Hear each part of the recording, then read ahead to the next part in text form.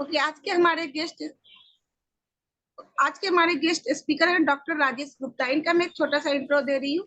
Doctor Rajesh Gupta एक अंतरराष्ट्रीय स्तर पर प्रशंसित होम्योपैथ हैं जो पिछले 25 वर्षों से होम्योपैथी के क्षेत्र में अभ्यास कर रहे हैं। वह एशियन होम्योपैथिक मेडिकल लीग के अंतरराष्ट्रीय कोषाध्यक्ष हैं। वह HMI ग्वालियर के अध्यक्ष हैं। उनके मध्य प्रदेश के ग्वालियर और भोपाल में क्लिनिक है। उन्होंने समय समय पर अंतर्राष्ट्रीय और राष्ट्रीय स्तर के होम्योपैथिक सम्मेलनों में कई शोध पत्र प्रस्तुत किए हैं और कई पुरस्कार जीते हैं। हाल ही में उन्होंने LMHI बोगोटा कोलंबिया में अपने शोध पत्र प्रस्तुत किए हैं। उन्होंने America, Switzerland, Brazil, Ecuador, Italy, Germany, Canada, Belgium, France, Poland, Holland, Singapore, Thailand, Malaysia में विभिन्न अंतर्राष्ट्रीय सम्मेलनों में भाग लिया है। उन्हें कई पुरस्कारों से भी सम्मानित किया गया है। 2023 में ध्यानचंद पुरस्कार, 2022 में स्वास्थ्य देखभाल उत्कृष्टता पुरस्कार, 2021 कोरोना योद्धा पुरस्कार, 2010 आयुष मेडिकल एसोसिएशन नई दिल्ली द्वारा आयुष रत्न पुरस्कार, 2009 होम्योपैथी संकाय मलेशिया द्वारा फेलोशिप प्रदान की गई, दिल्ली बोर्ड ऑफ होम्योपैथी द्वारा हनीमैन पुरस्कार, 2008 कनाडा हाउस ऑफ कॉमन्स पुरस्कार MP द्वारा, डॉक्टर गुरबख्श सिंह मल्ही 2007 मलेशिया द्वारा MF होम पुरस्कार, 2002 ग्वालियर विकास समिति द्वारा ग्वालियर गौरव पुरस्कार। डॉक्टर राजेश गुप्ता ने समय समय पर जरूरतमंदों के लिए कई निःशुल्क होम्योपैथिक शिविरों का आयोजन किया है। लगातार 4 वर्षों से ग्वालियर व्यापार मेले में निःशुल्क होम्योपैथिक क्लिनिक का आयोजन कर रहे हैं। इनका आज का विषय है होम्योपैथी द्वारा स्पोर्ट्स चोट से मुक्ति। डॉक्टर राजेश गुप्ता, आपका IFPH मंच पे बहुत बहुत स्वागत है। Over to you sir. आप म्यूटेड है, प्लीज अनम्यूट योरसेल्फ। नमस्कार। मैं सबसे पहले IFPH की सभी टीम को बहुत बहुत हार्दिक शुभकामनाएं देना चाहता हूं। आज निरंतर आपके प्रयासों से ये सेमिनार अंतर्राष्ट्रीय लेवल पे आयोजित की जा रही है और आज इसका 362वां दिन है और मैं आपके सामने हूँ। सबसे पहले मैं सभी चिकित्सकों का बहुत बहुत आभार व्यक्त करता हूं कि उन्होंने मेरे को इस काम के लिए चुना और डॉक्टर सानी सर ने आशीर्वाद दिया, बोलने का मौका दिया, तो ये बहुत ही मेरे लिए एक अच्छी खुशी की बात है। पहले भी मैं कई बार इस फोरम के माध्यम से आप लोगों के बीच में उपस्थित हो चुका हूँ, तो कहीं ना कहीं मुझे बड़ा अच्छा लगता है और आप लोगों के साथ अपने जो भी अनुभव हैं मैं आप लोगों से सीखता हूँ और आपके साथ शेयर करता हूँ, तो मुझे भी बहुत ही अच्छी एक खुशी की अनुभूति होती है। ये बहुत ही एक अच्छा प्लेटफॉर्म है। तो आइए, आज का विषय जो हमने चुना है, देखिए वैसे तो सभी लोग जानते हैं होम्योपैथी एक बीमारी में ही नहीं बल्कि संपूर्णतः बीमारियां जो कि बड़ी से बड़ी सर्जिकल डिसीज भी होती हैं उसमें भी होम्योपैथी चिकित्सा पद्धति अपनी भूमिका बहुत ही अच्छे रूप में निभाती है। लेकिन आज का विषय हमारा है खिलाड़ियों से संबंधित। देखिए, स्पोर्ट्स का हमारे जीवन में बहुत महत्व है। आप पहली क्लास से लेके और अंततः अपन देखते हैं स्कूलों में स्पोर्ट्स को एक विशेष रूप से महत्व दिया जाता है, क्योंकि यदि हम केवल केवल पढ़ाई ही करेंगे, अगर हम अपने जीवन में स्पोर्ट्स नहीं करेंगे, मतलब खेल नहीं खेलेंगे, तो कहीं ना कहीं हमारे को कोई ना कोई शरीर से एक एक्सरसाइज वगैरह जो मिलती है स्पोर्ट्स के माध्यम से वो नहीं मिलेगी। एक इंटरटेनमेंट जो हमको मिलता है, एक मानसिक सुकून हमको जो मिलता है, सारे लोगों से मेल मिलाप जो होता है, हंसते भी हैं, लड़ते भी हैं, सारी चीजें उसमें हमें मिलती हैं, तो उससे हमारा एक मन बहुत ही पॉजिटिव रूप में पॉजिटिविटी देखने को मिलती है।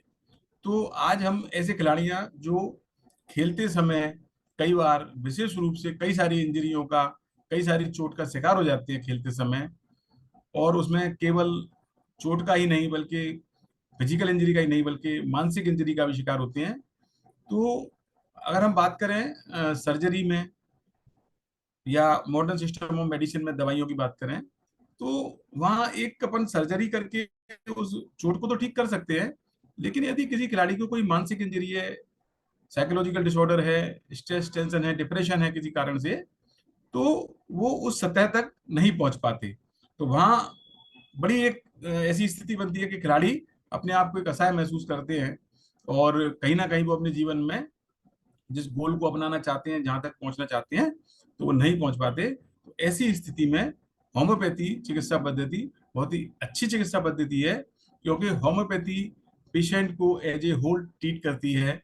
उसके शारीरिक फिजिकल लक्षणों के साथ साथ मानसिक लक्षणों पर भी काम करती है। तो कहीं ना कहीं हम उसकी फिजिकल इंजरी को भी ठीक करते हैं और साथ साथ उसकी मानसिक परिस्थितियां, जो विपरीत परिस्थितियां हैं, उस पर भी हम काम करते हैं। तो आइए हम शुरू करते हैं आज का टॉपिक। देखिए, एक बात मैं आपको शेयर करना चाहता हूँ। किसी भी सक्सेस को पाने के लिए देयर इज नो एलिवेटर, मतलब कोई भी ऐसा एक लिफ्ट नहीं है, कोई ऐसा एलिवेटर नहीं है कि आप शॉर्टकट नहीं है कि आप जैसे चाहते हैं कि सीधा पहुंचे और आपको तरक्की मिल गई। बल्कि हमें you have to take the steps, मतलब हमें धीरे धीरे करके, मेहनत करके और जीवन में हम आगे बढ़ते हैं। चाहे वो स्पोर्ट्स का मैटर हो, चाहे हमारे जीवन में कोई भी खेल के अलावा भी कोई विषय हो, तो कहीं ना कहीं हमें मेहनत करनी पड़ती है और जीवन में मेहनत करके हम लोग आगे बढ़ते हैं। Adversity cause some man to break, other to break records. देखिए, कई बार हमने देखा है कई ऐसी विपरीत परिस्थितियां हमारे सामने आती हैं जिनकी वजह से हम टूट जाते हैं। हमारी जो भी इच्छाएं, अपेक्षाएं जो होती हैं, कई बार हम डिप्रेशन का शिकार हो जाते हैं और उस वजह से हम जीवन में आगे नहीं बढ़ पाते। लेकिन इसके अलावा भी कुछ लोग ऐसे होते हैं जो इन विपरीत परिस्थितियों में भी इसको अपनी अपॉर्चुनिटी के रूप में लेते हैं और इसको अपना गोल बनाते हैं और उन विपरीत परिस्थितियों में भी मेहनत करके आगे बढ़ते हैं। ऐसे लोग भी हमारे जीवन में होते हैं। आइए मैं ऐसा ही एक कोई उदाहरण आपके सामने मैं बताना चाहता हूँ। आप ये जो प्लेयर हैं, आप इनको देखिए। ये एक्चुअली एक मूवी अभी आई थी और मूवी का नाम था घूमर। घूमर करके मूवी जो है, आप देखेंगे इसमें जो अभिषेक बच्चन के साथ जो ये हैं एक्टर जो भी हैं, आप देखिए इनका, आप बैक में जाएं, आप देखिए इनके जो लेफ्ट हैंड से ये बॉल पकड़े हुई हैं और राइट हैंड इनका नहीं है। लेकिन ये इनकी एक्चुअल पिक्चर नहीं है। अगर हम इसकी थोड़ा और पुरानी पिक्चर में जाएंगे तो शी वाज ऑल राइट, इनके दोनों हाथ भी थे और ये बहुत अच्छी एक क्रिकेट प्लेयर थी। इनका सिलेक्शन इंडिया की जो टीम है उसमें हो चुका था और इनकी ट्रेनिंग पीरियड चल रहा था। लेकिन किसी कारण से जब ये वहां से ट्रेनिंग करके वो घर की तरफ वापस लौट रही थी, तो कहीं ना कहीं इनका एक एक्सीडेंट का ये शिकार बनी और शिकार होने के बाद में इनका एक राइट हैंड पूरी तरीके से चला गया, उसको एम्पुटेट करना पड़ा इंजरी की वजह से, और ये डिप्रेशन का शिकार हुई। डिप्रेशन का शिकार होने के बाद में इस मूवी में जो दिखाया गया वो मैं आपको बता रहा हूँ। इन्होंने जीवन में ये सोच लिया पहले तो कि अब मैं नहीं खेल पाऊंगी और मेरा जीवन बेकार हो गया। काफी लोगों ने समझाया, लेकिन ये बहुत ही डिप्रेशन में थी। लेकिन इनके जो कोच थे अभिषेक बच्चन, तो वो कहीं ना कहीं इसमें इन्वॉल्व थे और उन्हीं की गाड़ी से ही इनका एक्सीडेंट एक्चुअली हुआ था। तो वो इस बात को जब उन्हें पता चली कि मेरी गाड़ी से एक्सीडेंट हुआ है, और वही इसी जो खेल में वो कोच रह चुके थे, बहुत अच्छे प्लेयर थे, तो कहीं ना कहीं फिर उनको लगा कि मेरी वजह से इसका नुकसान हुआ है। तो वो इस प्लेयर के घर पे गए और उन्होंने इनको मोटिवेट किया कि बोले आप ऐसा मत सोचिए कि आपके एक हाथ नहीं है और आप नहीं खेल सकती। उन्होंने इनको प्रेरित किया और उन्होंने कहा कि तुम तैयारी करो, मैं तुम्हें एज ए कोच मैं सिखाऊंगा, और जरूरी नहीं है कि तुम्हारा एक हाथ है तो तुम बैटिंग नहीं कर पाओगी या बॉलिंग नहीं कर पाओगी। अपन एक नया गोल बनाएंगे और नई सोच के साथ में खेलेंगे। और उन्होंने इसको सिखाया, आगे बढ़ाया, सॉरी, इसको आगे बढ़ाया और इसको ट्रेनिंग दी। अंततः स्टोरी ये थी कि इसने इतना अच्छे से अपनी तैयारी की, अपना जीवन का एक एम बनाया, और उनने जो कोच थे उन्होंने इसको काफी अच्छे से सिखाया, और बाद में इन्होंने बजाय बैट्समैन के बॉलिंग को चुना और राइट हैंड की जगह लेफ्ट हैंड से इन्होंने बॉलिंग करना स्टार्ट की। और अंततः इन्होंने मेन जो मैच हुआ इंडिया और जो भी इसमें इनका सिलेक्शन हुआ था उसमें इन्होंने हिस्सा भी लिया। उसके बाद में इन्होंने अपनी टीम को जिताया और अच्छी बॉलिंग करी, और अपने आप को इन्होंने अपने ये करके दिखाया कि मतलब विपरीत परिस्थितियों में भी हम कहीं ना कहीं अपने आप को अगर हिम्मत रखते हैं तो हम जीत सकते हैं, विजय पा सकते हैं। तो इस तरीके की जो मूवियां होती हैं, सेम वही चीज हमारी जिंदगी में भी कई बार देखने को मिलती है कि कब हम किस स्थिति में, जो विषम परिस्थितियों में भी हमें जीवन में हार न मानते हुए आगे बढ़ना चाहिए। ऐसे कुछ उदाहरण हमारे सामने हैं, जैसे आप देख सकते हैं दीपा मलिक, ये भी जो है पैरा ओलंपिक गेम्स में कई सारे गोल्ड मेडल ये प्राप्त कर चुकी हैं। ये उनकी तस्वीर है। आगे बढ़ते हैं। इनके बारे में सभी लोग जानते हैं, मिल्खा सिंह। ये भी गोल्ड मेडल कई बार कॉमनवेल्थ में ले चुके हैं। पद्मश्री अवार्ड भी इनको 1958 में मिल चुका है। अगर हम इनकी थोड़ा सा बैक स्टोरी में जाएं, तो इनका इतिहास अगर हम उठा के देखा हमने, तो मैं शॉर्टकट में ही थोड़ा इनके बारे में प्रकाश डालूंगा कि ये भी जब भारत पाकिस्तान का जब बंटवारा हुआ था, तो कहीं ना कहीं ये अपने घर से बिछड़ गए थे। काफी सारे 10-12-15 भाई बहन हुआ करते थे ये उस समय, और ये कैंप में रहते थे। चूंकि इनके पास कोई व्यवस्थाएं नहीं थी, साधन नहीं थे, तो 10 किलोमीटर डेली दौड़ के ये अपने स्कूल उतनी दूरी से उस समय जाया करते थे। 10 किलोमीटर की दूरी तय करते थे। मैंने इनके बारे में थोड़ा पढ़ा, और उसके बाद में कई ऐसी स्थितियां भी बनी कि इनको कुछ पैसों की जरूरत थी, तो उस चक्कर में किसी गलत दिशा में भी, लेकिन इनने हिम्मत नहीं हारी। आखिरकार करके जब इन्होंने सोचा कि नहीं, मुझे कुछ बनना है, कुछ करना है, और आज की डेट में अपन देख सकते हैं कि इन्होंने मतलब इतना अच्छी ऊंचाइयां हासिल की, और पद्मश्री अवार्ड तक इन्होंने पाया। इसी तरीके से ये मुरलीकांत पीटकार जी हैं, तो इनने भी गोल्ड मेडल स्विमिंग उसमें कंपटीशन में, इनको स्विमिंग कई सारे मेडल, गोल्ड मेडल इन्होंने पाए। इनकी हिस्ट्री भी कुछ ऐसी ही है। इनको भी किसी युद्ध के समय, ये भी फौज में थे, आर्मी में थे, और इनको 10-15 गोलियां इनकी स्पाइन में बैक इंजरी हुई थी, उसकी वजह से ये पैरालाइज हो गए थे। लेकिन इन्होंने हिम्मत नहीं हारी, उसके बावजूद भी स्विमिंग की पूरी अच्छी तरीके से ट्रेनिंग की इन्होंने, और अंततः इन्होंने कई सारे गोल्ड मेडल और मेडल प्राप्त किए। तो जीवन में कोई भी ऐसी एट्रोसिटी को अपने को अपना मुद्दा नहीं बनाना है कि हम नहीं कर सकते या ये नहीं हो सकता। ये कभी जिंदगी में सोचना ही नहीं है। अगर जीवन में अपॉर्चुनिटी है, तो उसको पॉजिटिविटी लेके उस पर यदि हम काम करते हैं, तो जीवन में सफलता हमें देखने को मिलती है। डॉक्टर हनीमैन जी के बारे में भी यदि मैं बताऊं, तो डॉक्टर हनीमैन जी ने भी बहुत जीवन में इसी तरीके के, आप लोगों ने सबने पढ़ा है, मुझे बताने की आवश्यकता नहीं है, पर उन्होंने भी अपनी होम्योपैथी को इतना, जो हमारे बीच में इतना जो रिसर्च किया और जो बीच में लेके आए, तो कहीं ना कहीं उन्हें कई बार जेल का सामना भी करना पड़ा। कई लोगों की जो है, कई जो क्या बोलेंगे उसको, बुराइयों का सामना करना पड़ा उन्हें। तो फिर भी उन्होंने हार नहीं मानी और अपना निरंतर होम्योपैथी के लिए काम करते रहे। और आज देखिए आप, उनकी वजह से हम लोग बीच में, आप सब लोगों के बीच में बैठे हैं, और आज होम्योपैथी से ही अपना जीवन यापन कर रहे हैं।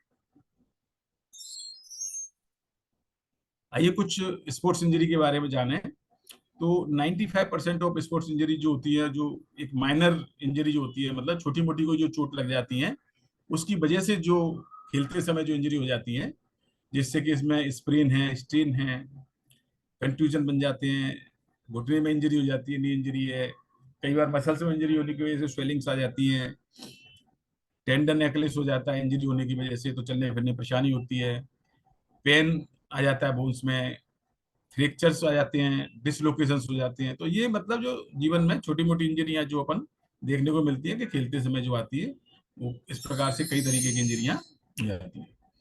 अगर कुछ फैक्ट्स की अपन बात करें, तो नेशनल अथॉरिटी जो है, नेशनल एथलेटिक ट्रेनर्स एसोसिएशन, उसके हिसाब से यदि हम पर देखते हैं स्पोर्ट्स इंजरी को, तो मोर than half of all sports injury occur eight practice, मतलब जो खेलते समय जो इंजरी होती है, 62% इंजरी जो होती है, जो प्रैक्टिस के समय होती है, जो खेलने के लिए हम लोग प्रैक्टिस करते हैं। And more than 3.5 million childrens age 14 and under receive medical treatment for sports injury each year. मतलब हर साल में इतने बच्चे, इतने एज के बच्चे, और 3.5 मिलियन बच्चे इसका शिकार होते हैं और मेडिसिन या ट्रीटमेंट लेते हैं इसके लिए।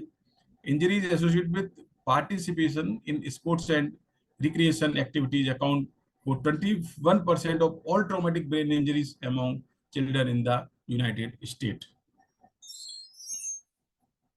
और आगे बात करें, तो इंजरी के जो और क्या फैक्ट्स हैं, तो मतलब जो ज्यादा मतलब जैसे ओवर यूज इंजरी, मतलब यानी लिमिट से ज्यादा जो लोग खेलते हैं या लिमिट से ज्यादा जो मेहनत कर लेते हैं, उसकी वजह से भी हो जाती है। और रिपीटेडली मतलब एक ही चीज को बार बार करना, मतलब जरूरत से ज्यादा खेलना, जरूरत से ज्यादा उसको एक ही चीज को रिपीट करना, ये भी अपने आप में एक बहुत बड़ी इंजरी के कारण है। और इसकी वजह से कई स्टूडेंट्स जो मतलब मिडिल एज के और हाई स्कूल के बच्चे होते हैं, जो कि जरूरत से ज्यादा मेहनत कर लेते हैं, जरूरत से ज्यादा खेलते हैं, तो उसकी वजह से भी ओवर यूज मतलब करने से अपने आप को भी, उससे भी कई तरीके की इंजरी शरीर में डेवलप होती है।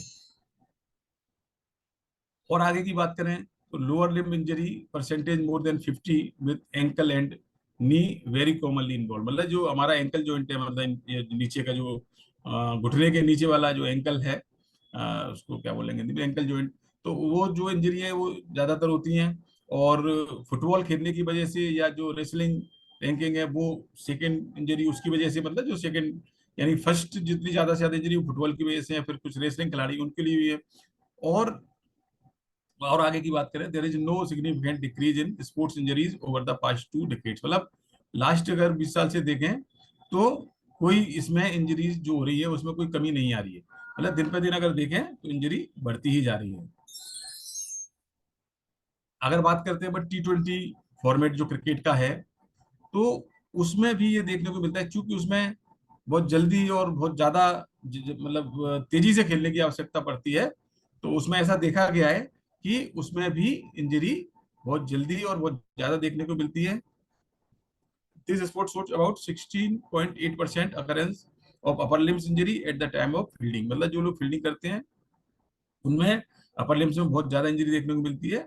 और it has been observed that 60% of players were disqualified, इसी की वजह से 60% लोग जो होते हैं, जो भी प्लेयर्स होते हैं, वो डिस्क्वालीफाइड इसी इंजरी की वजह से हो जाते हैं, आगे मैच में हिस्सा नहीं ले पाते। Sports injury results from acute trauma or repetitive stress associated with athletics activities, and sports injuries can affect bone or soft tissue, ligament, muscles and tendons. Acute injuries क्या होती है? It is an injuries that occur suddenly, मतलब अचानक से, जैसे खेलते समय अचानक चोट लग जाए और उसकी वजह से स्प्रेन हो जाए एंकल में, या गलत दिशा में मतलब कहीं पैर पड़ जाए, कुछ भी हो जाए, तो उसकी वजह से एकदम से जो एंकल स्प्रेन हो जाते हैं, ये एक्यूट होता है। और क्रॉनिक इंजरीज वो होती है जो कि ज्यादा लंबे समय तक बार बार खेलने से ना, जो रिपीटेशन जैसे बताया था ओवर यूज कर लेते हैं, तो उसकी मतलब बार बार करने से एक ही काम को जरूरत से ज्यादा, मतलब जितनी कैपेसिटी है उससे ज्यादा हम अपने आप को उसमें इन्वॉल्व कर लेते हैं, तो कई बार उसकी वजह से जो इंजरी होती है तो वो क्रॉनिक इंजरी में आती है। और जो सडन खेलने से एकदम से जो गलत पैर पड़ गया या गलत जगह कूद गए, कुछ भी हुआ, तो उसकी वजह से जो इंजरीज होती है वो एक्यूट इंजरीज की श्रेणी में आती है। इसमें जो उसके कुछ इंजरीज के जो कॉमन सिम्टम्स हैं उस पर थोड़ा सा हम प्रकाश डालेंगे। जैसे एंकल स्प्रेन में जो सिम्टम्स आते हैं उसमें इंक्लूड पेन आ जाता है, स्वेलिंग आ जाती है, इसमें स्टिफनेस भी आ जाती है, ब्रूसेस आ जाते हैं, इसमें ब्लीड कर जाती है स्किन में, और नीले कलर के निशान भी आ जाते हैं उसके अंदर, और कंकशन बन जाते हैं, mild reversible brain injury from a blow to the head,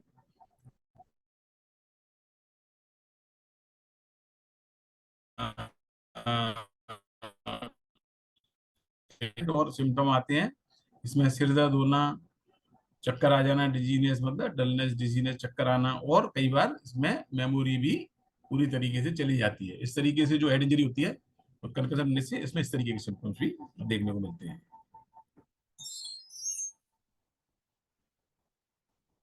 और भी कुछ आगे की इंजरीज हैं, जैसे कट्स एंड एब्रेजन्स बन जाते हैं, are usually caused by fall, the knee and hand are particularly prone, and कई बार ज्यादा खेलने से डिहाइड्रेशन भी हो जाता है, इसमें पानी की कमी हो जाती है, और हीट स्ट्रोक भी हो जाता है। कई बार डेंटल डैमेज भी देखने को मिलते हैं, और कई बार जो ग्रोइंग स्टेन्स हो जाते हैं, मतलब ज्यादा खेलने की वजह से, तो उसमें भी पेन और स्वेलिंग देखने को मिलते हैं। तो इस तरीके से कुछ कॉमन इंजरीज और उनके कुछ कॉमन सिम्टम्स सामने हैं। जैसे अपनी थाइस की जो हेमस्ट्रिंग स्टेन्स हो जाते हैं कई बार, ओवर यूज करने से या खेलने से, तो उसमें भी कई बार पेन और स्वेलिंग और ब्रूज बन जाते हैं। घुटने में भी कई बार इंजरी होती है, तो उसमें भी पेन, स्वेलिंग, स्टिफनेस आ जाती है। लिगामेंट भी कई बार रप्चर हो जाते हैं, टेंडन्स रप्चर हो जाते हैं, कार्टिलेज कैन, मतलब ये सब इफेक्ट होते हैं। तो ये सब खिलाड़ियों के बीच की इंजरी है, और जो कि अलग अलग मूवमेंट में अलग अलग जगह देखने को मिलती है। कई बार नोज इंजरीज भी देखने को मिलती है, जिसमें नाक से हड्डी टूट जाती है और कई बार ब्लड आ जाता है नाक से, तो वो भी देखने को मिलता है। स्ट्रेस फ्रैक्चर भी देखने को मिलते हैं, particularly in the lower limbs. The impact of repeated jumping, running और हेड हार्ड सरफेस, मतलब एकदम से कहीं हार्ड सरफेस पर अपन कूद गए बिना एकदम से किसी उसके, तो कई बार ये स्ट्रेस फ्रैक्चर भी देखने को मिलते हैं। इससे कई बार बोन में क्रैक आ जाती है। तो ये थोड़ा थोड़ा मैंने इंजरीज के बारे में आपके सामने प्रकाश डाल रहा हूँ, और इसके बाद में अपन इनके बारे में, दवाइयों के बारे में भी चर्चा करेंगे कि कौन कौन सी दवाइयाँ हैं। कुछ केसेस के बारे में भी हम डिस्कस करेंगे कि कौन कौन से केसेस में किस तरीके से दवाइयाँ दी गई और पेशेंट को उसका लाभ मिला। देखिए, जहाँ बात आती है होम्योपैथी की, तो थोड़ा सा हम ये भी जानना चाहेंगे कि आज होम्योपैथी हमारी किस स्टेज पे है और कहाँ हम लोग काम कर रहे हैं। तो ऐसे बहुत सारे फेमस जो एथलेटिक्स और जो स्पोर्ट्स प्लेयर्स हैं, जिन्होंने समय समय पर होम्योपैथी को ही अपनाया और होम्योपैथी से ही अपने आप को ठीक किया। ऐसे बहुत सारे ऐसे खिलाड़ी हैं जिनके सामने कुछ नाम इसमें हैं, जैसे पीटी उषा, जो सब लोग जानते हैं, इन्होंने गोल्ड मेडलिस्ट हैं, इन्होंने भी, ये भी समय समय पर होम्योपैथी ही यूज करती हैं। डेविड बेकम करके जो हैं, ये फुटबॉल के प्लेयर रहे हैं। ऐसे ही जो कैट स्मिथ है, ये भी गोल्ड मेडलिस्ट हैं, ये भी होम्योपैथी का उपयोग करते हैं। और भी कई सारे ऐसे प्लेयर्स के नाम हैं, जैसे बोरिस बेकर हैं, जोस मारिया हैं, केली स्लेटर हैं, डेविड मॉनकोट है। ये सब सारे जितने भी प्लेयर्स हैं, ये सब होम्योपैथी दवाई को ही उपयोग करते हैं। और भी कई सारे प्लेयर्स हैं, पैट रेली, और ये सारे सब जो नाम दिए हैं, मिस्टी आयमैन, ये सारे जो भी प्लेयर्स हैं, ये सब समय समय पे होम्योपैथी का ही उपयोग करते हैं। और उन्होंने अपनी फील्ड में बहुत अच्छी अच्छी मेडल्स और गोल्ड मेडल्स, किसी ने कुछ मेडल्स मतलब जीते हैं अलग अलग खेलों में। तो कहीं ना कहीं मतलब बताना, इनका दिखाने का मतलब ये है कि हमारी होम्योपैथी इतनी सक्सेस है और इतनी अच्छी रिजल्ट्स हैं कि बड़े बड़े फेमस जो प्लेयर्स हैं, वो भी होम्योपैथी का उपयोग करते हैं। आइए अब हम चर्चा करते हैं इसकी थोड़ा सा ट्रीटमेंट के बारे में, कि क्या ट्रीटमेंट इसमें, अगर कोई चोट लगती है, कोई इंजरी होती है, तो हम क्या इसमें ट्रीटमेंट देते हैं। तो प्राइमरी अगर बात करें, तो इसमें सबसे पहले अगर किसी को चोट लगती है, तो सबसे पहले बात आती है प्रोटेक्शन की। उसके बाद में हम रेस्ट के लिए उसको एडवाइज करते हैं। कई बार आइस अप्लाई करते हैं, कंप्रेशन देते हैं, एलिवेशन करते हैं, इमोबिलाइजेशन, रिहेबिलिटेशन, अल्टीमेटली सर्जरी की जरूरत पड़ती है, तो सर्जरी और होम्योपैथी। तो इस टाइप से मतलब एक प्रोटोकॉल है ट्रीटमेंट का, जो हम लोग पेशेंट पे, जो प्लेयर्स होते हैं, उन पे अप्लाई करते हैं। देखिए, छोटी सी कहावत है, eating alone will not keep man well, he must exercise. Food and exercise while processing opposite qualities yet work together to produce health। यानी खाना और एक्सरसाइज दोनों का रोल अलग अलग है। अगर हम खाना खाते हैं तो हमें एनर्जी मिलती है, लेकिन अगर हम एक्सरसाइज करते हैं तो हमारी एनर्जी कम होती है, यानी बर्न होती है। लेकिन अगर इनको दोनों को मिलकर यदि हम देखें, तो दोनों को मिला के ही अपन प्रॉपर हेल्दी रह सकते हैं। और दोनों मिलके जब काम करते हैं तो एक प्रॉपर हेल्थ, मतलब खाना खाएंगे एनर्जी मिलेगी, और एक्सरसाइज करेंगे तो उससे भी जो कैलोरीज बर्न हो रही हैं, लेकिन कहीं ना कहीं हमें एनर्जी मिलती है और एक प्रॉपर हेल्थ हम लोग उससे, मतलब प्रॉपर हमको हेल्थ मिलती है। तो इस तरीके से दोनों चीज मिलके काम करती है। किस तरीके से हम इंजरीज को रोक सकते हैं, तो उसके ऊपर भी थोड़ा सा प्रकाश डालेंगे। तो सबसे पहले हमें हमें ध्यान देना चाहिए, जब भी कोई अपन स्पोर्ट्स के लिए किसी का सिलेक्शन करते हैं या खेलने के लिए जाते हैं और उसमें सिलेक्शन करते हैं, तो सबसे पहले हमें किन किन बातों का ध्यान रखना है प्रिवेंशन के लिए। तो gate a physical examination before you start playing sport. यानी जब भी हम खेलने जाएं, तो एक बार उनका फिजिकल एग्जामिनेशन बहुत जरूरी है, कि इनको कोई इंजरी तो नहीं है, इनको कोई परेशानी तो नहीं है, कोई बीमारी तो नहीं है। तो पूरा एक फुली चेकअप, उसका एग्जामिनेशन करना बहुत जरूरी है। दूसरा, जो भी रूल्स हैं गेम की, उनको हमें प्रॉपर तरीके से फॉलो करना है।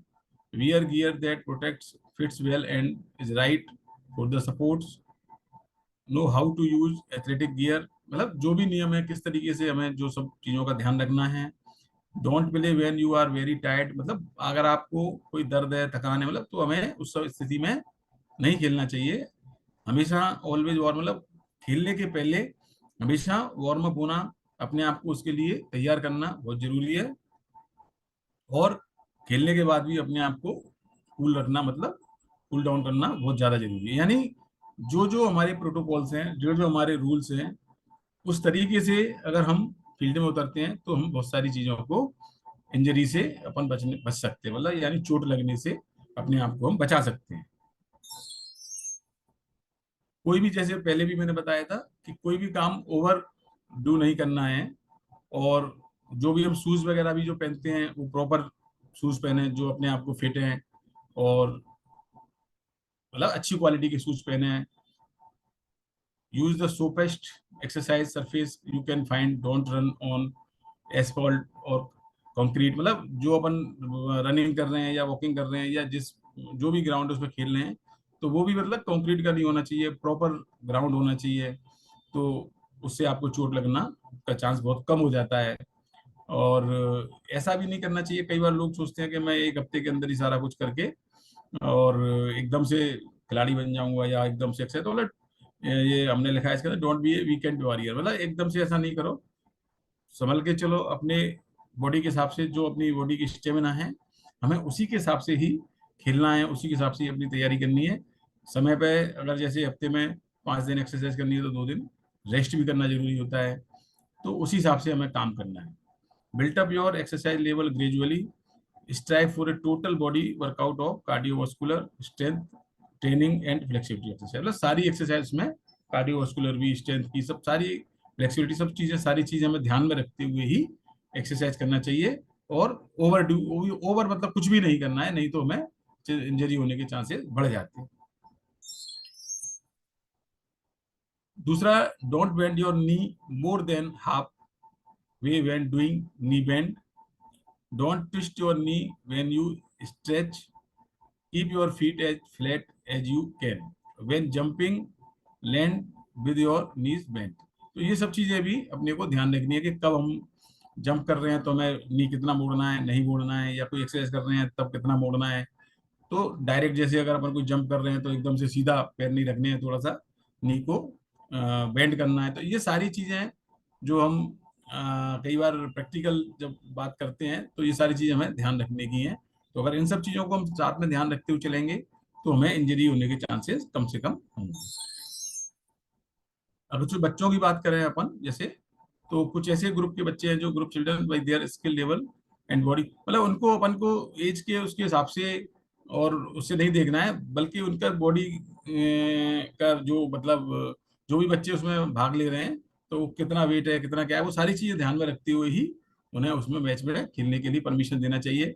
और match the child to the sports, don't push the child too hard to play sport that she or he may not like or be able to do.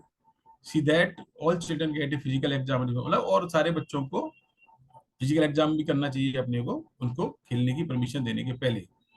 और जो बच्चे मतलब इंजर्ड है, मतलब जिनको चोट लग चुकी है, उनको कभी खेलने की परमिशन नहीं देनी चाहिए। और अगर डॉक्टर की जरूरत है तो डॉक्टर से उनका चेकअप भी करवाएं। और उनको प्रॉपर तरीके से, मतलब एक प्रॉपर एनवायरनमेंट, जो स्पोर्ट्स के जो भी नियम है, जो भी हमने उसके लिए प्रायोरिटी जो तय की है, उन्हीं के अगर उसमें वो फिट हो रहे हैं तो ही हमें उन बच्चों को खेलने की परमिशन देनी चाहिए। अदरवाइज कहीं ना कहीं फिर वो इंजरीज का शिकार होंगे। देखिए, मैं आप ग्वालियर से हूँ तो मैं आपको बताना चाहता हूँ कि हमारे यहाँ ग्वालियर में एशिया का एक सबसे बड़ा फिजिकल एजुकेशन यूनिवर्सिटी है, जिसका नाम है Lakshmibai national university of physical education Gwalior. ये गवर्नमेंट ऑफ इंडिया से एफिलेटेड है। तो हम चूंकि ग्वालियर में रहते हैं, ग्वालियर में ये यूनिवर्सिटी है, यहाँ बहुत अच्छे खिलाड़ी काफ़ी अलग अलग स्टेट से, अलग अलग देशों से आते हैं। तो कहीं ना कहीं हमें यहाँ स्पोर्ट्स के केसेस भी बहुत देखने को मिलते हैं। तो ये हमारे लिए ग्वालियर में एक अपॉर्चुनिटी है, एक अच्छी चीज़ है। तो अभी कुछ केसेस के बारे में हम डिस्कस करेंगे, तो किस तरीके से इंजरीज में कहाँ कहाँ होम्योपैथी का रोल है।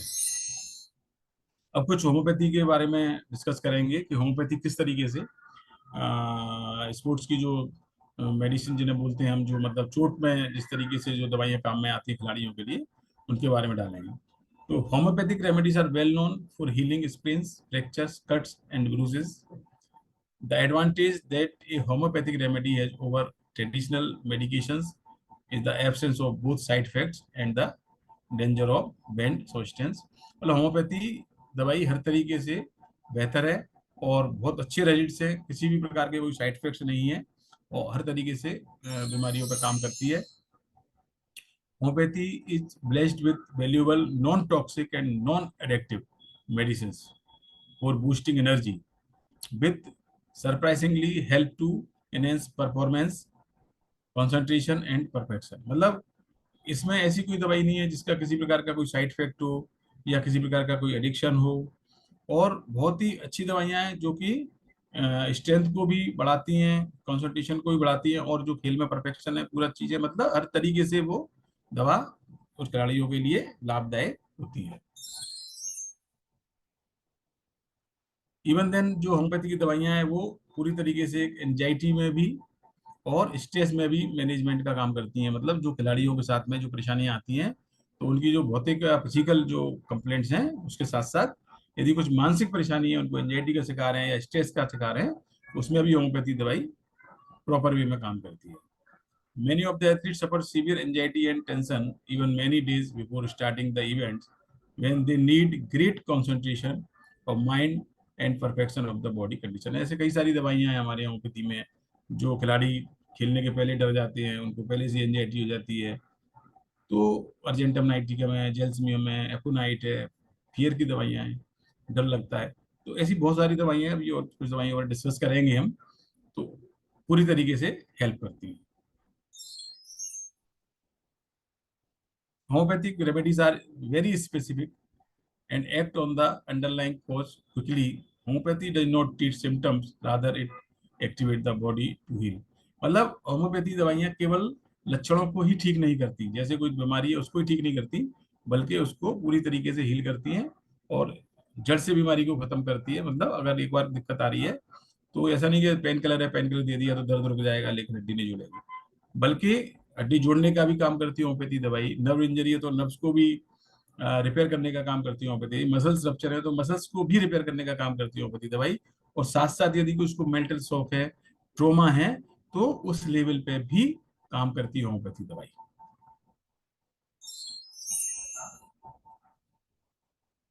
Homeopathy remedy not only take account of the physical symptom but also the emotional and the psychological symptoms.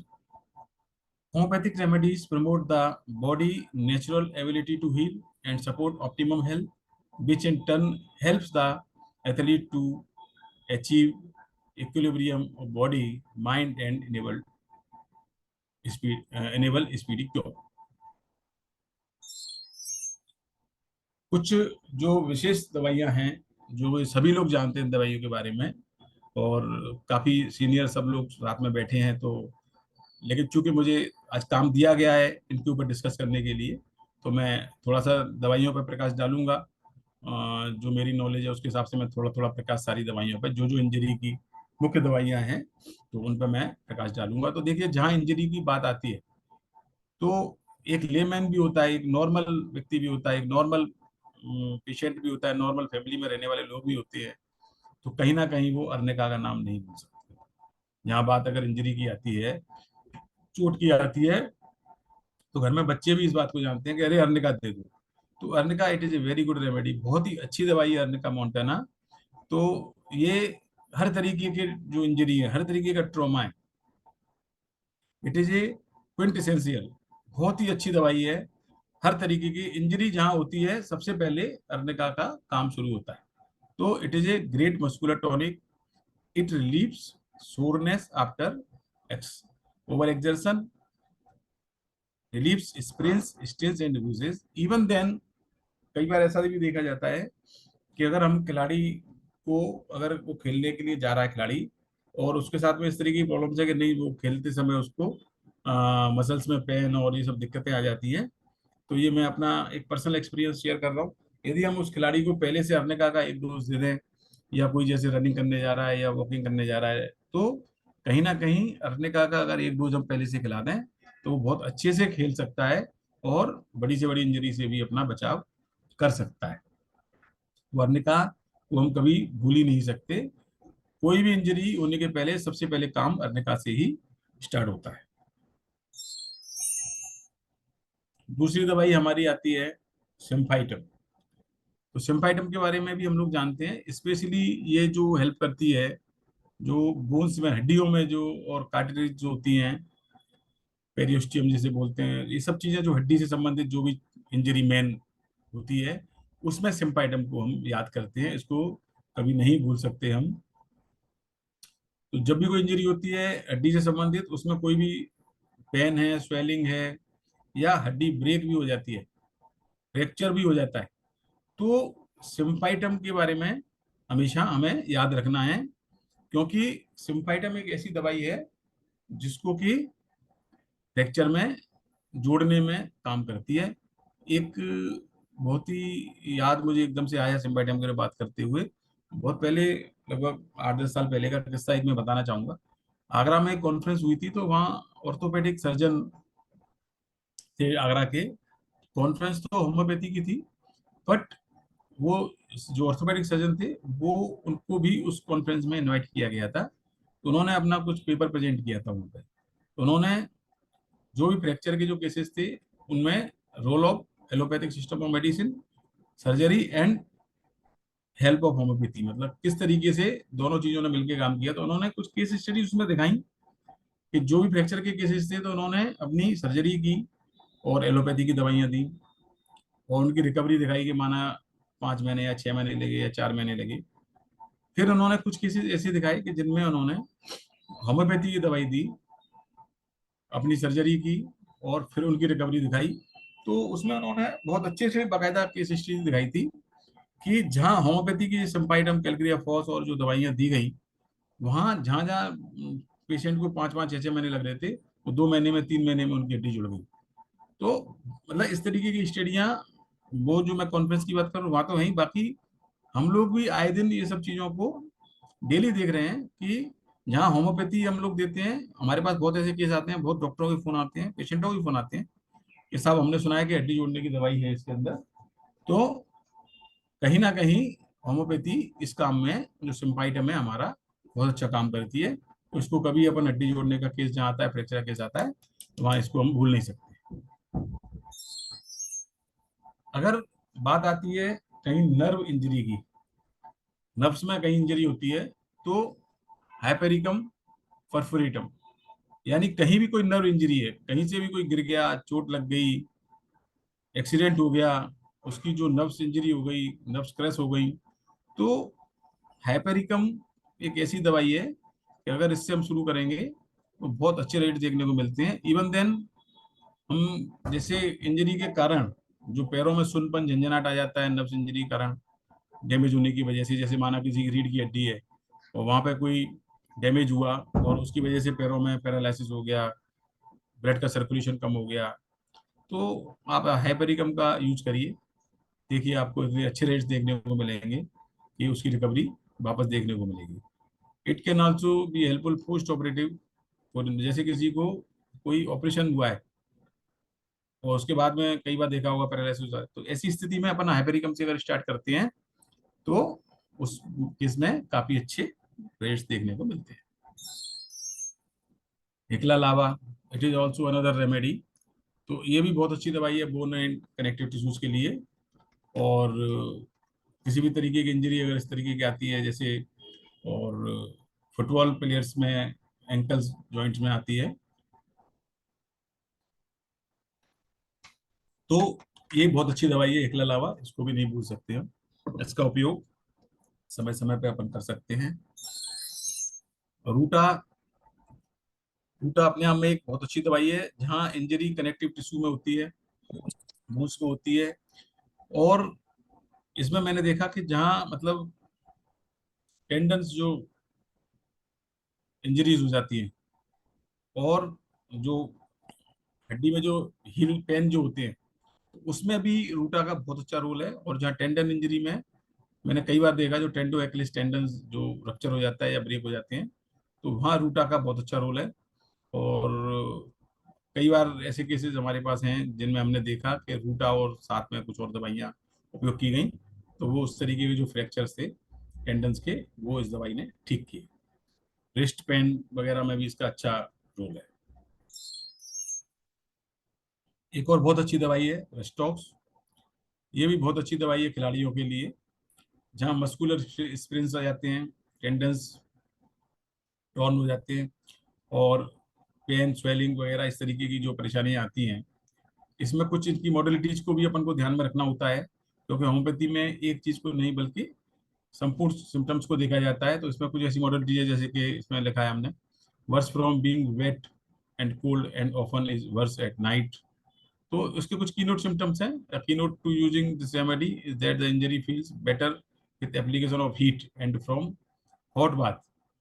तो it is useful with arthritic complaints also. मतलब ये इसको, मतलब होम्योपैथी में सिम्टम्स मॉडलिटीज को भी हमें ध्यान में रखना होगा कि किस पेशेंट की क्या मॉडलिटीज हैं, क्या सिम्टम्स हैं। उन सबको ध्यान में रखते हुए यदि अपन दवाई देते हैं तो हमें रिजल्ट्स बहुत ज़्यादा अच्छे देखने को मिलते हैं। तो रेस्टॉक्स भी बहुत अच्छी दवाई है। कैलेंडुला ऑफेंसिलिस, ये जो मेडिसिन है, it is a medicine for fracture where the skin covering the fractured side becomes raw, red and inflamed. Copious discharge of pus along with stinging pains used to treat compound fracture and also to prevent gangrene. कुछ gangrene के बहुत अच्छे cases हमारे यहाँ आते हैं, हमने देखा है। और उसमें इतने बड़े बड़े घाव और स्मेल और दुनिया भर का उसमें डिस्चार्ज पस देखने को मिलता है। तो जो भी उसकी जो करेक्टरिस्टिक जो रेमेडी आती है वो तो हम देते ही देते हैं, लेकिन हमने देखा कि यदि अपन कैलेंडुला का एक्सटर्नल उपयोग उसमें कई बार हम एज ए मदर टीचर उसमें यूज करते हैं एक्सटर्नल एप्लीकेशन के रूप में, तो बहुत अच्छी जल्दी रिकवरी और हीलिंग, तो बहुत ही फास्ट हीलिंग हमें देखने को मिलती है। तो ये कैलेंडुला को हम भूल नहीं सकते, बहुत ही अच्छी दवाई है। इसका उपयोग समय समय पर करते रहना चाहिए। कैल्पिया फ्लोर है, ये भी स्पोर्ट्स इंजरी की बहुत अच्छी दवाई है, जहाँ मसल्स में strain, over stretching of ligaments and tendons. This can result in pain and swelling, especially hard nodular swelling. मतलब हर मेडिसिन का अपना एक कैरेक्टर है, अपनी एक पहचान है। जैसे भगवान ने हर इंसान को उसकी शक्ल सूरत सब अलग दी है, उसका कैरेक्टर अलग से दिया है। 100 लोग खड़े हैं, लेकिन राजेश गुप्ता कौन है, दुबे जी कौन है, शर्मा जी कौन है, हम भीड़ में से पहचानते हैं उसकी, क्योंकि नाक नक्शा उसकी सब चीज अलग बनाई है भगवान ने। उसी तरीके से हमारी जो होम्योपैथी की दवाइयां हैं, उसकी अपनी एक पहचान है, उसका अपना एक कैरेक्टरिस्टिक सिम्टम है, उसकी अपनी एक पिक्यूलियर सिम्टम है, अनकॉमन सिम्टम है। तो कहीं ना कहीं अगर उस सिम्टम्स को हम ढूंढ लेते हैं, उसका पैथोजेनेसिस क्या है, उसका फिजियोलॉजिकल एक्शन कहाँ पे है, उसका करेक्टर क्या है, तो ये सब चीजें, उसका मेंटल सिम्टम क्या है, अगर उसकी प्रॉपर हिस्ट्री देख के प्रॉपर उसका सिलेक्शन होता है, तो काम बड़ा ही आसान होता है और दवाई बड़ी फास्ट काम करती है। लीडम पाल है, ये भी बहुत अच्छी दवाई है इंजरी की। इसमें एंकल स्प्रेन्स वगैरह हैं, कहीं कोई निडल से पंचर हो जाता है उसमें है, बहुत अच्छी दवाई है। इसका मेन सिम्टम है कहीं जहाँ ठंड से, मतलब आइसी कोल्डनेस से आराम मिलता है, स्वेलिंग दर्द में, तो लीडम पाल है। रोडोडेंड्रॉन भी बहुत अच्छी दवाई है। इसमें अलग अलग सिम्टम्स हैं, अब जैसे भी बादल हो रहे हैं, बादल गड़गड़ा रहे हैं, उस तरीके की कुछ सिम्टम्स इसके साथ साथ देखने को मिलते हैं, इसके करेक्टर देखने को मिलते हैं। तो रोडोडेंड्रॉन का काम बहुत अच्छा है। स्टोटिनम कार्ब है, ये अपने आप में इंजरी की दवाई है। बेरेटा कार्ब है, बेलिस पन्नी, बेलिस पर है, ये सब अलग अलग, इनके सबके अपने अपने सिम्टम्स हैं। मैं डिटेल्स में इसलिए नहीं जा रहा क्योंकि टाइम नहीं है, तो कुछ केसेस भी आ गए हैं तो मैं थोड़ा सा उधर दिखाना चाहूंगा। ब्रांडियोल्बम, रिलीफ डैकिंग in every muscles painful stiffness, nape of neck, cervical spondylitis में बहुत अच्छा रोल है। मूवमेंट से दिक्कत होती है, जस्ट अपोजिट है स्टॉक्स की, तो सिम्टम्स के हिसाब से इसका यूज कर सकते हैं। कैलक्रिया कार्ब, इसको देखा गया है कि ये weakness of the back, pain between shoulder blades, cramps in calves, swelling of joints. Calcarea carb का एक और रोल बहुत अच्छा है, इसमें नहीं लिखा है लेकिन मैं बताता हूँ आपको, जहाँ बोन्स वीक होती हैं, तो उस स्थिति में कई बार जल्दी जल्दी फ्रैक्चर हो जाते हैं लोगों को, तो उसमें अगर कैलक्रिया कार्ब अपन देते हैं तो उसका बहुत अच्छे रेट्स अपने को देखने को मिलते हैं। कैलरी का अपने आप में कॉन्स्टिट्यूशनल रेमेडी है। तो हमेशा ध्यान रखिए जहाँ बोन्स वीक हैं और बच्चों में या किसी में भी अगर हिस्ट्री मिलती है रिपीटेड इंजरी और रिपीटेड जो फ्रैक्चर ऑफ द बोन्स, तो कैलक्रिया कार का उपयोग अपन कर सकते हैं। वेराटा कार, एस्पिलोसिब, ये भी बहुत अच्छी दवाइयां हैं, इनके भी बहुत अच्छे रेट्स हैं। कैलक्रिया फोस बहुत ही अच्छी दवा है, जैसे जहाँ मैंने बताया था अभी सिम्पाइटम के बारे में बात करी थी, जहाँ फ्रैक्चर हो जाते हैं, गलाव आ जाता है हड्डियों के अंदर, और ऐसी स्थिति में साथ में हम कैलक्रिया फोस का भी उपयोग करते हैं। तो बहुत जल्दी हड्डी जुड़ती भी है इससे। और अगर ओस्टियोमलेशिया जैसे अपन ने केस के बारे में सुना होगा, तो ओस्टियोमलेशिया केसेस में जहाँ आफ्टर ऑपरेशन कई बार उसमें से पस फॉर्मेशन मवाद आते हैं, वहाँ कैलक्रिया फोस का बहुत अच्छा उपयोग है।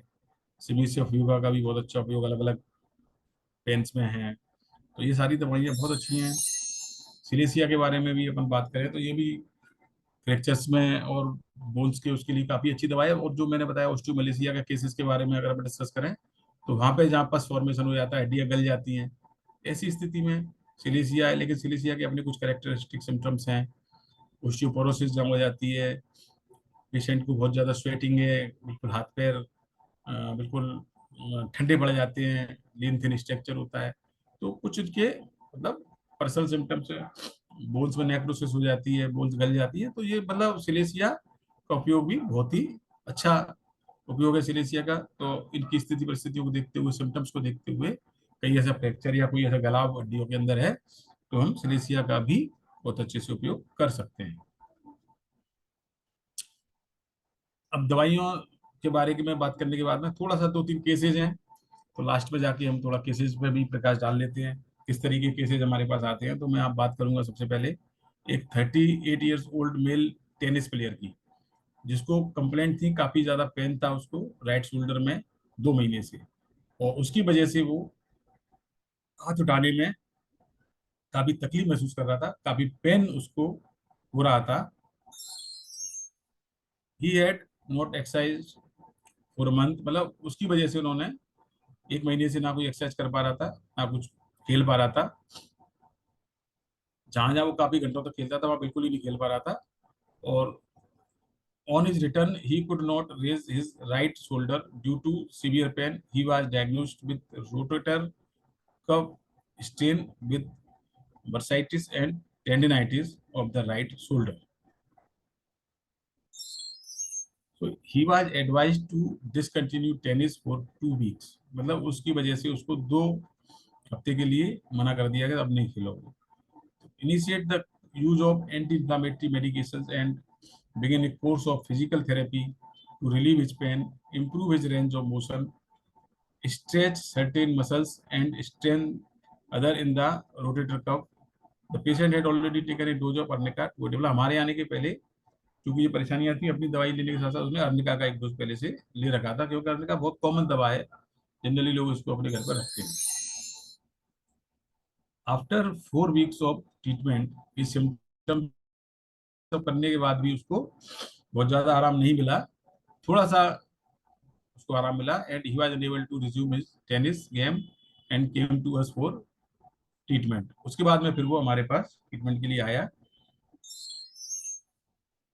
उसको रूब्रिक्स लिए extremity injuries, shoulder straining after. तो दवा इसके लिए जो सेलेक्ट की वो थी रस्टॉक्स। तो हमने इस पेशेंट को रस्टॉक्स दी 200 में वीकली, एंड आगे के लिए उसको एडवाइस किया दवाई के बाद में। Then patient attendant spoke about his changed behaviour. जैसे कि हमने बात करी थी कि फिजिकल सिम्टम के साथ साथ हमें थोड़ा सा और भी चीजें देखनी होती हैं, तो इसके साथ में जो अटेंडेंट थे उन्होंने इसकी स्थिति परिस्थितियों के बारे में हमको बताया कि ये पेशेंट का बिहेवियर काफी, जब से चोट लगी है तब से अलग सा बिहेवियर हो गया है। He would now get irritate, मतलब जल्दी गुस्सा होता है एंड परेशान रहता है। And the patient was very sad and depressed as he could not participate in the sheet. यानी उसको जिस गेम में भाग लेना था उसकी वजह से वो नहीं उसमें पार्टिसिपेट कर पा रहा था, तो उसकी वजह से काफी परेशान है, डिप्रेस रहता है। And it was his dreams to win championship and acquire a place in the national team and play for his country. मतलब अपने देश के लिए खेलना चाहता था वो, लेकिन वो नहीं खेल पा रहा है, तो इसके वजह से वो डिप्रेशन में था। And any amount of consolation only made things worse. मतलब उसको अगर कोई समझाता है तो वो परेशानियां बढ़ती हैं, इरिटेट होता है, गुस्सा करता है। तो ये कुछ मेंटल सिम्टम उनके अटेंडेंट जो भी थे उन्होंने हमें दिए। तो उसके बाद में हमने उसके लिए कुछ दवाइयाँ चेंज की इसके अंदर, और उसकी दवाई हमने नेटेम्यूर सेलेक्ट की और वीकली हमने उसको अप्लाई किया, साथ में कुछ प्लेसिबो के साथ। Then patient now felt better. उसके बाद में दवाई लेने के बाद उसकी काफी मानसिक स्थिति सुधरी, and he was able to lift his shoulder with less pain and go a greater extent. काफी आराम मिला, and the patient behaviour also had a remarkable changes. He was more cheerful, hopeful, and wanted to return to the fort as soon as possible.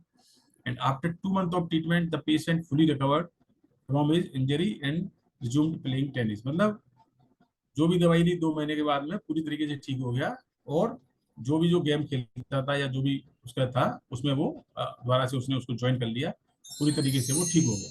तो इस case में हमने देखा कि हमने उसको जो फिजिकल इंजरी थी उसकी दवा तो दी थी, लेकिन साथ में जो उसको मेंटल शॉक था, जैसे कि हम होम्योपैथी के बारे में बात करते हैं कि फिजिकल एंड मेंटल लेवल पे दोनों पे ही काम करती है, तो हमने उसको मेंटल स्टेट को भी कवर किया, जिससे उसकी मानसिक स्थिति में भी सुधार हुआ। जब मानसिक स्थिति में सुधार हुआ तो फिजिकल स्थिति बहुत जल्दी सुधरती है, ऐसा हम मान के चलते हैं। तो उसको बहुत अच्छा फायदा हुआ। एक और केस देखते हैं। एक 21 साल का जो भी प्लेयर था, स्टेट लेवल कितना फुटबॉल सीरियल प्लेयर। नंबर है आपका? जी सर।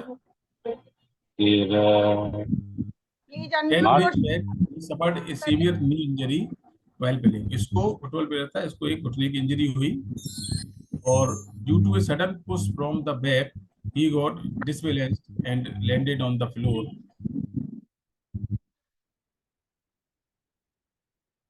सर आप अपने आप को अनम्यूट कर लें।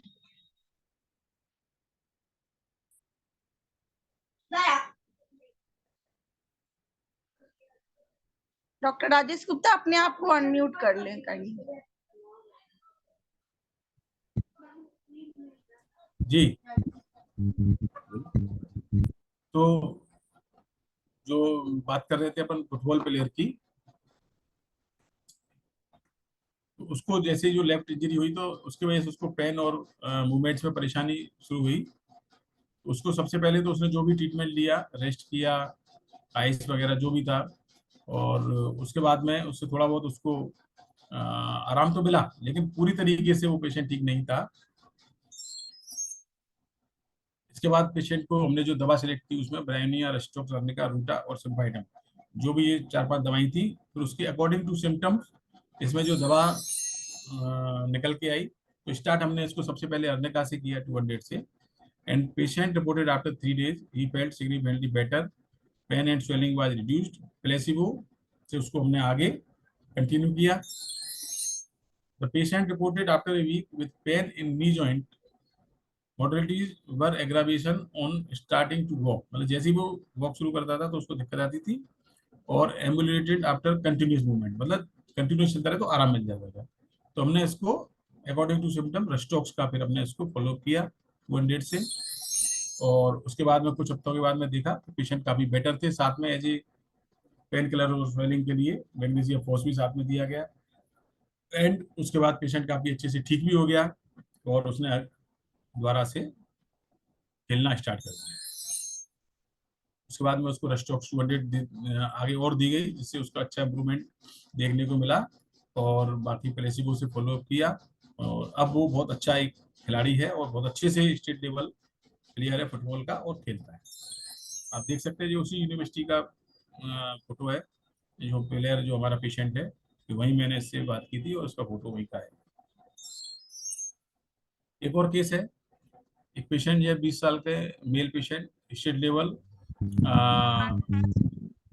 हैंडबॉल प्लेयर था, जो कि 6 साल से परेशान था। केस ऑफ कंकशन, मतलब ब्रेन में इंजरी का, जो अपन ने पिछली बार डिस्कस किया था। The patient had a previous history of repeated head injury.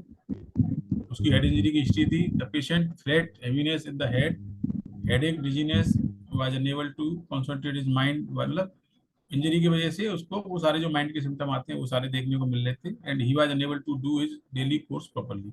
उसकी वजह से वो खेलने में और सारा काम करने में असमर्थ था। The patient was very sad and depressed and did not interact much with his family members as he used to earlier. जैसा पहले था व्यवहार में वैसा नहीं था, उसका काफी परेशानी उसको हो रही थी, उसकी वजह से काफी डिप्रेस्ड भी था. And he did not speak much and did not like to be spoken to. The patient was so depressed that he occasionally had suicidal thoughts. उसको इस बीमारी की वजह से अंदर से सुसाइडल थॉट्स भी आ रहे थे.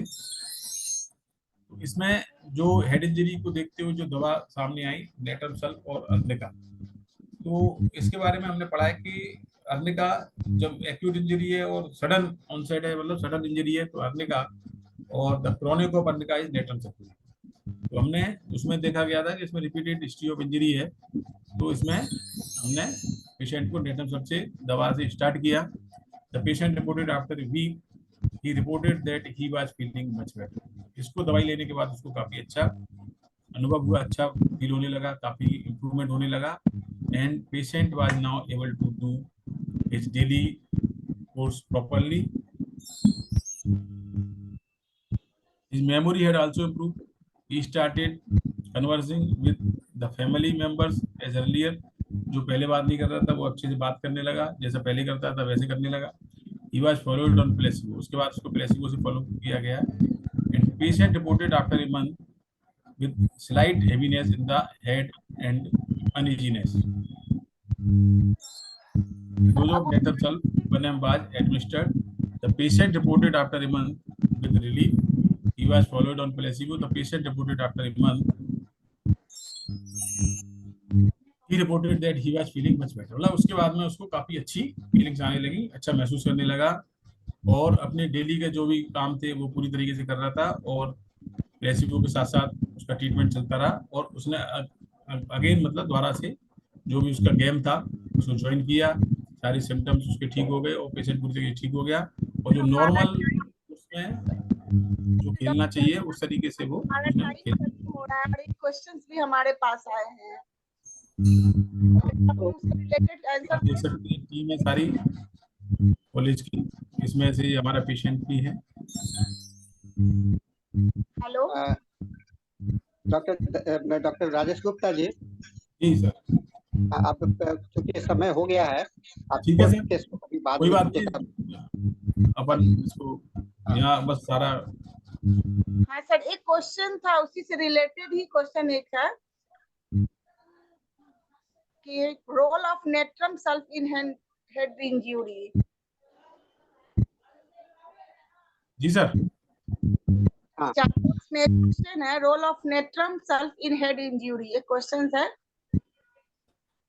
आवाज मैडम थोड़ा सा कम आ रही है, दोबारा बताएं. रोल ऑफ नेटरम क्या? Role of natrum sulph in head. हाँ, नेटरम-सल्फ हेड इंजरी की बहुत अच्छी दवाई है मैडम, और जहाँ मतलब क्रोनिक इंजरी है, यानी अर्निका मैंने बताया था, जैसे कोई भी एक्यूट इंजरी या बनता है तो अर्निका उस समय दी जाती है, लेकिन इस केस में जो देखा गया था कि नेटरम-सल्फ इसलिए दी गई क्योंकि उसको history of repeated head injury थी. तो ऐसा हमने पढ़ा है कि natrum sulph is the chronic of arnica, और नेटरम-सल्फ देने से जो भी कंकशन और जो ट्यूमर जो भी डेवलप होता है वो उससे डिसॉल्व हो जाता है, तो इसलिए नेटरम-सल्फ का उपयोग इसमें किया गया. हमको लगता है कि अब हम लोग समय हो गया है. Thank you sir. अब हमारा टाइम भी खत्म हो गया, 8 बज गए हैं. अब हम लोग आगे डॉक्टर सॉरी राम प्रवेश सर, अब हमारा टाइम खत्म हो गया, इसलिए हम लोग आपको मौका भी नहीं दे पाएंगे. अब हमारा हिंदी सेशन खत्म हो रहा है और इंग्लिश सेशन स्टार्ट हो रहा है. So thank you doctor Rajesh Gupta sir, thank you. अब हमारा हिंदी इंग्लिश सेशन स्टार्ट होने जा रहा है. सो अब यह मंच में डॉक्टर धनेश को हैंड ओवर कर रही हूँ. Over to you sir.